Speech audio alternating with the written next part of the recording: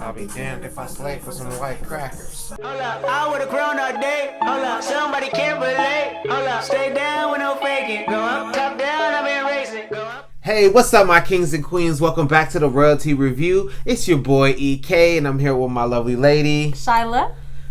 We are doing our last episode, the fucking season finale for Lovecraft Country.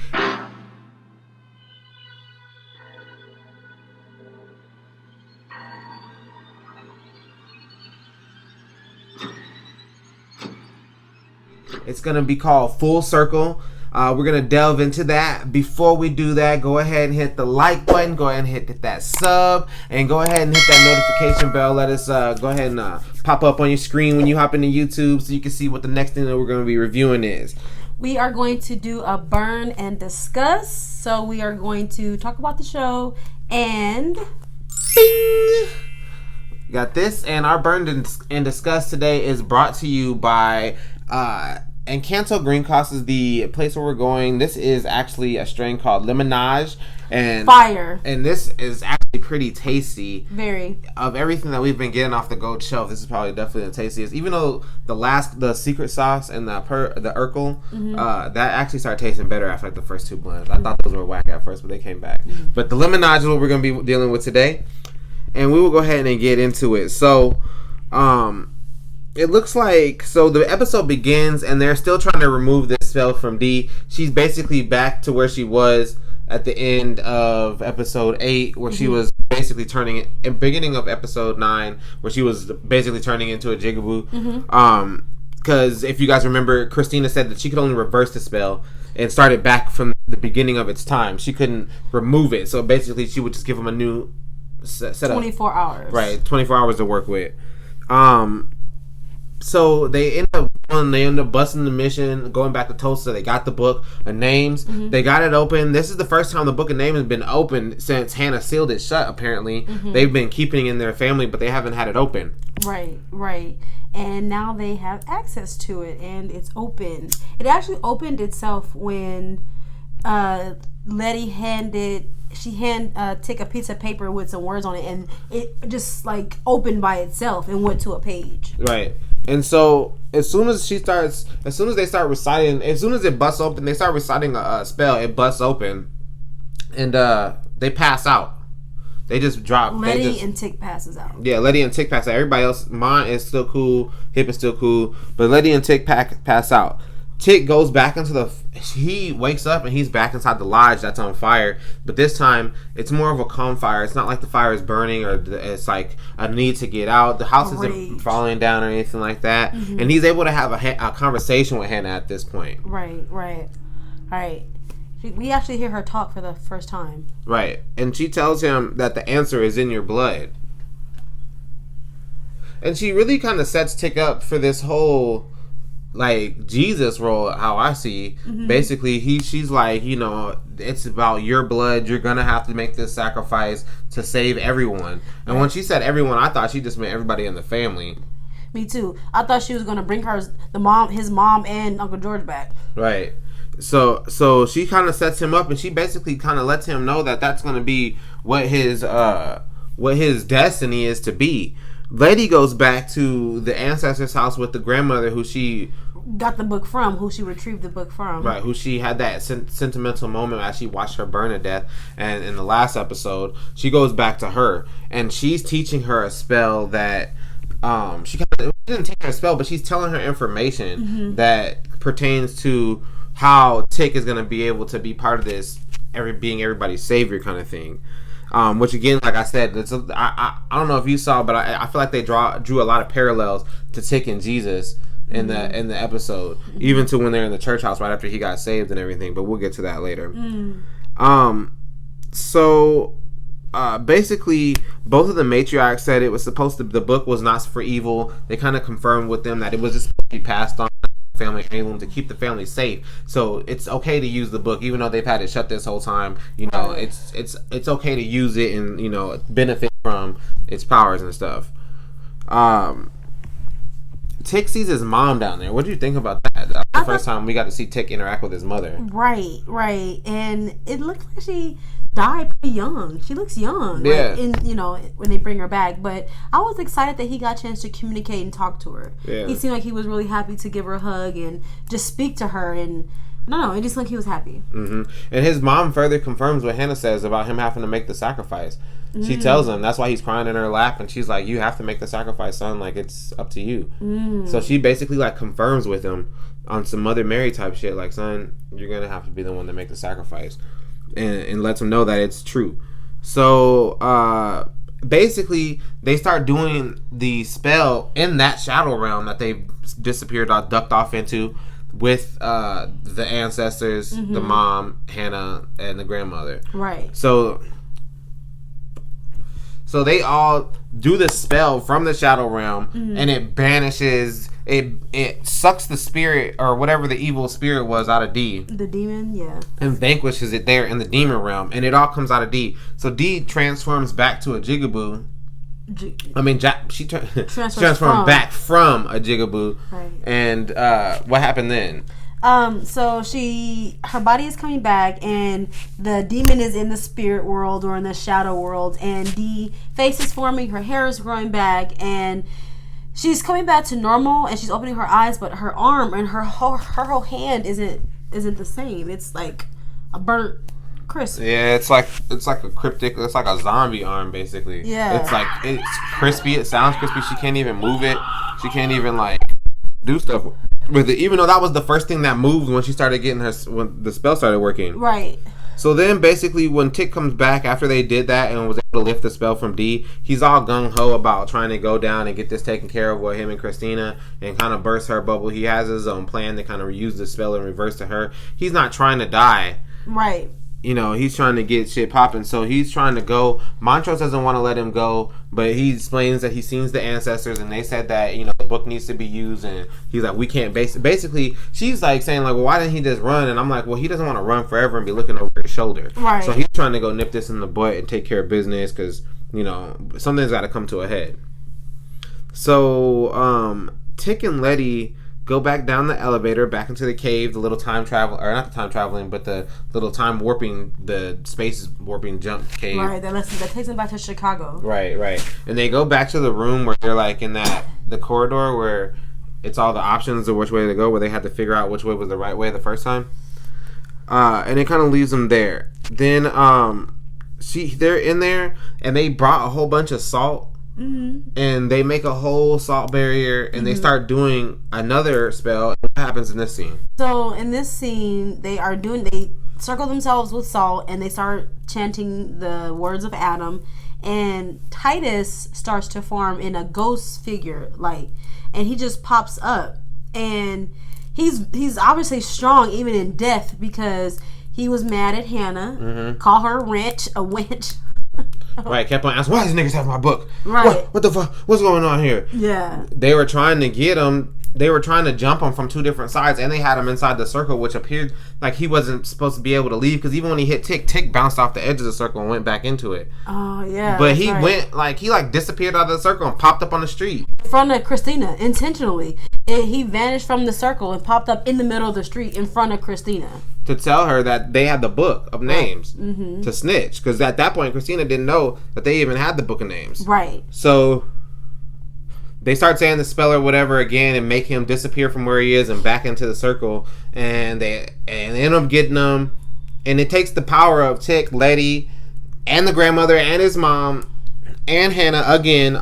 She had to summon all them up and get him to get so that all their power could summon him back to the circle. Tick finally gets him, cuts off a chest of his breast, which was crazy. I thought he was going to cut out his heart. Me too. I thought he was going to cut out his heart.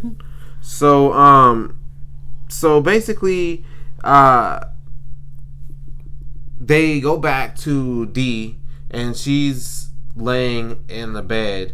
Yeah, she's sad. And she's hurt. Hip tries to come in there talking to her about why she left, right, and what happened while she was gone, what she learned, and what she did while she was away. And how does Dee react to that? She's upset. Dee is pissed off because she left her and she wasn't there for in her time of need, especially since Bobo died, and then she got chased by the Jigaboos and was under this spell, and her mom was nowhere to be found. Right after the dad, just passed away not too long ago. And she was like, I would have done this, and she was like, I don't want to hear about what you would have done. She kind of snapped on her. Yeah, she did. And then she kind of going off on her, and then she was like, never mind. And then she said, everything's Jake. I don't know what that means. I don't know if that's an old saying. If you guys know about everything's Jake, I kind of like that. Everything's Jake. Yeah. Yeah, I wonder what that meant too. Everything's Jake. So shortly after that scene, there Tick and Montrose and everybody is chilling in the garage, and Christina just parks and walks right inside and pulls up on them, and she demands the book of names because at this point, like she said, Titus lets them know. Right, he informs her that they have it. The niggers is what he says. Right, have the book, so she knew exactly where to go. So she comes in and she says, basically, if you give me the book, then I can use it to figure out another way to do what I want. I won't have to sacrifice Tick to do it. Right. I can figure out, some other way to do it. And Tick straight up says no, and she's like, well, fine, whatever. And on her way out, she removes the invulnerability from Letty.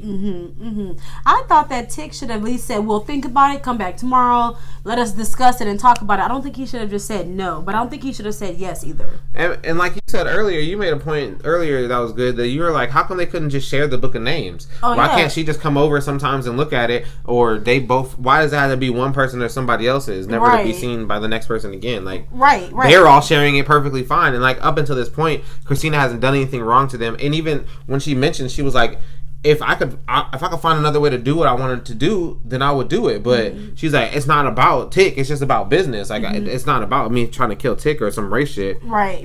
I forgot about that me saying they should have shared it, because that's a good point. They should have. Like, come over here and borrow it. No, you can't have it, but you could use it. Right. And then teach me something along the way. So basically, like I said, she removes the invincibility from Letty on the way out. It pans over and Tick is meeting G in a bar, basically apologizing for how he treated her last time, because he did talk to her pretty harsh. He said some harsh shit, kicked her the fuck out of the crib, so he could go up there and baby please Key Sweat to Letty and shit. She made a good point when they were talking too, that her mom died and Tick was gone, but he kept calling her. So even though he was in Chicago or he was in wherever he was, he still went out of his way to pick up the phone and dial her number. He did do that a few times. He did do that. Episode 1, as a matter of fact. At least 3 times in my memory. And so basically he just kind of tells her she's family, and Tick successfully puts her on the team without any kind of like interference from Letty. So he's able to recruit her as part of the team, because he's going to need a 9-tailed fox spirit. Who doesn't need that in your corner when you're going up against a master sorceress? They go to the next scene, and Letty and her sister are at the cemetery at their mom's grave. And Letty drops a bomb on her about where she was during the funeral. Right. She lets her know that she was in jail the day of the funeral, but she admits that she was relieved because she didn't really want to go anyway. Right. So she kind of had an excuse, or kind of had a reason to not go and not have to like will herself up to go, because if she was free, she probably would have. Letty then asked Ruby to get a piece of Christina to help them with the binding spell. Yeah. So she needs blood, hair, and nails. So she can basically work on this spell that would bind Christina from being able to use magic. So Ruby kind of snaps at Letty for asking her that question. She was like, you want to have this speech about family, but you only want to talk about me being family when you need something from me. And she's like, you see it different now, but it's the same old shit, basically. Right. Where she let her know that you always use me, you only come around in time of need. So then basically she tells her no, that she's not going to get the shit. She basically gives that speech, and she says no, she's not going to do it. Pans back to Hip and Dee, and Hip gives Dee a new, it looked like a 2020 version of an Orinthia Blue comic, with Orinthia Blue and a daughter that kind of resembled Dee. Yeah. And it was nicely drawn. Like I said, it looked like a 2020 comic.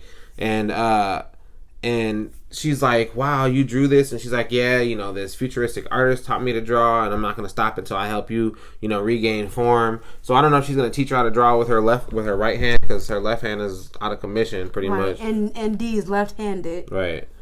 So that kind of lifts her spirits a little bit. She doesn't seem to be so angry with her mother. Was there anything else? She tells her to get up, and then she takes her to this room. And Dee walks in this room, and it doesn't show us, the viewer, what's in the room, but Dee's like, whoa. And it sounds like mechanical whirling or whatever. I thought it was the orrery. Orrery. That's what I thought it was too, but then it didn't show us, so I was like, I guess not. And she already know what the orrery is. She's not hyped on it, you know what I mean? Right. When the cop asks for it. So, then it goes to Ruby and Chris. They kind of like talk about each other. They don't really talk about money. They talk about each other's feelings, but they start kissing, and you could tell that you could tell that Ruby was like getting information a little bit, because Christina was like telling her what is this, that, intention, about the papers, and you need this, that, and the third, and she was listening and asking her what this tube was, which was Christina's hair, blood, and nails. But did you notice that vial was different when she gave it to Lady? Yeah, that's what I was saying to you. All you said that it was that vial she picked up, but I was like, that one barely had anything in it. It was almost empty. And the one that she gave them was full, so I just was curious. So it shows her getting the sample of the hair, blood, and nails, I guess. So that's all we get to see. Explaining what it is, which is a part of Christina, which is what Letty needs. Right, for her bonding spell. So she comes back and she gives the samples to Letty.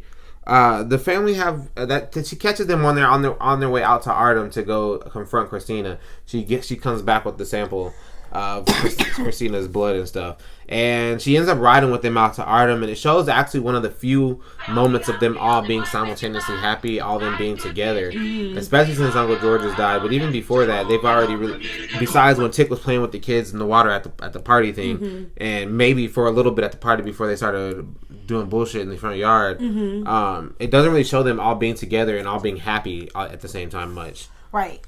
So this was an important part. They were all really, really tense, but one of their popular songs came on, and they were all able to, you know, bond. Sing it collectively and singing happily. So they get to where they're going. Tick eats the flesh from Fam that he cut off from Titus, and he drinks the blood from Chris, and he's like accepted into the wilderness, and like he goes out there and starts like. But then as soon as he does that, these white people come out of nowhere. He walks up like to a barn, and like all these like these Amish white the people. Farmers from the beginning that were on that farm outside of Artem, where that white girl is from. Remember the white girl that Christina currently has in the coma? The farm where she was at? Yeah, episode 2. Where the prison was and shit? Yeah. So then basically, so that happens. We find out. So then Ruby is up there helping Letty get ready for her portion of the attack. And what did she? I forgot what she said that started making Letty like, wait, what? Well, I don't know what Ruby said exactly. She like, what's going on? And she mentioned helping. And then she trapped her. She was like, I'm glad you decided to help me at the cemetery. And then she was like, you're my sister. I would help you. But she didn't agree to help her there. Right. So that's when she knew instantly that it wasn't Ruby. Yeah. So she had said something like, damn, I don't remember what it was. We'll put it up for you. Yeah, and say she said something the scene real quick, like beep, and she said it. But then, yeah, that's what set her off, because then her eyes got big. Then she baited her with that question. Yeah. Then she just started fouling on her. They just started scrapping and stuff, and they was scrapping real good. Yeah, like, especially for Letty to be so tiny and pregnant. Oh, she was with the shits. That's what I said. She's too pregnant. She's too pregnant for this fight. Now, had that really been Christina, not Ruby, big body. Oh yeah, she would have whooped Christina. Yeah, 2 skinnies on skinnies. Yeah. So basically during this fight, Christina is Ruby now, and she tells Letty that Ruby is dead. Right. Yeah, she asked what happened to my sister. What did you do to my sister? And she blames her for her. She catches her taking the blood. Right. She catches her. So that they're fighting, and Letty gets tossed out of the tower, and she falls to her death. And we're like, damn, what the fuck? I was looking over at you because I was like, damn, I wanted to see your face. And then while this is all happening, the rest of the group, which is Hip and Montrose, is getting and Tick and Gia they're all getting jumped on the bridge by all these white farmers. Like it's like 20 of them versus 5 of them. Yes. And they're just like they all have like rakes and shovels, and so basically they beat up Tick and capture him for Christina, and they take him down to this altar type shit, and it goes back to D, and D's like reading a comic in the car, away from all this drama. And she can hear something approaching her. Like she can hear twigs breaking in the background, and she's louder. Scared. Yeah, she's reading a book and she has a flashlight and she's scared, so she's trying to see what it is and not get out the car, of course. And then it's one of those vampire dogs. It's one of the grayish ones. It didn't seem like it was affected by light because she was shining the light on it, and it wasn't like easing up or none of that shit. But luckily, to her rescue comes Tick's dog, which he let out of the cage earlier when he was about to leave, and he put his head on the red thing on the ground. That was the dog under the ground, and he let it out so that it could come with him to where he was going. So it goes back to Tick, and he's strapped into this contraption, and he's getting his wrist slit. And he's like sitting up there and he's just like draining blood. Like he's on a crucifix. Right. And that's another parallel to the Jesus thing that I was talking about earlier. So now he's getting sacrificed on a crucifix. But his death is supposed to absolve everybody and save everybody like Jesus does. So she's bathing in this blood so that she can begin this spell. Bathing it. In her mouth, hair, eyes. And she starts putting the spell on Tick, and it's like zapping his life force from him at the same time as he's already dying from bleeding. And at this point, Letty wakes up in the ground like from the fall, and it shows her I guess she put the invulnerability spell back on herself after Christina removed it. She put it back on herself because she has a book of names, so I mean anything is possible at that point. Right. So she wakes up and she runs all the way back just in time to see Tick die, and Tick's happy to see her, and that's when he stops fighting basically. And lets herself die.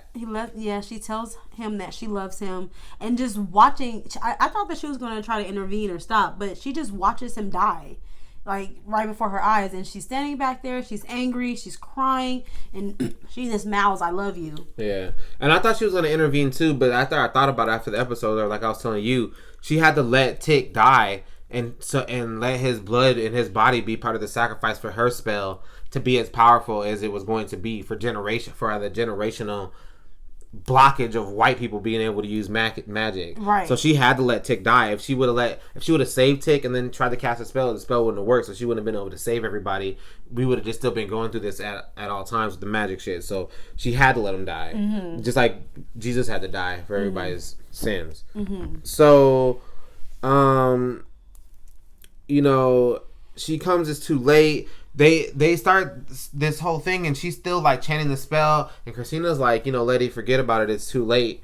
And she like, again, Christina doesn't have any ill will towards the group. She's not trying to kill everybody else now that it's all done. She's just like, I've achieved my thing. But Letty is still going on this spell, and like this whole black tornado comes up, and Gia is like, I gotta go over there and get in that so that I can summon the Kamiho.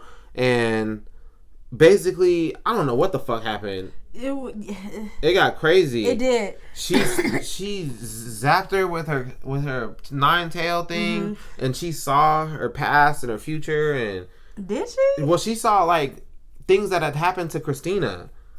Really? Yeah, that's what I thought she was looking at. That happened right before my eyes because I didn't even see that. Yeah, we'll have to go back and watch that part. We're going back and watch the whole season. We do. I wanted to rewatch some before this one. We didn't have time. So, but she grabbed Christina and she grabbed Tick at the same time because they have to be connected. Yeah.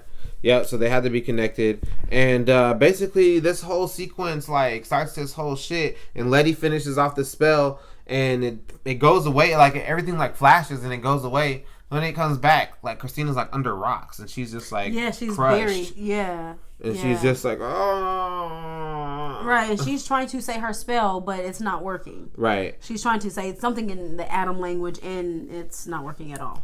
And that's when Letty walks by her with the book, and she's like, you bound me from magic. And she's like, not just you, but every white person ever. no one will ever be able to use magic that's white. And I was like, it's damn. ours now. Yes. Damn. So I'm like, damn, they gotta be a number 2 so we can see if they're gonna be able to work their way around this, or what's gonna happen with their lives or the future, or like what. It has to be a number 2. So basically,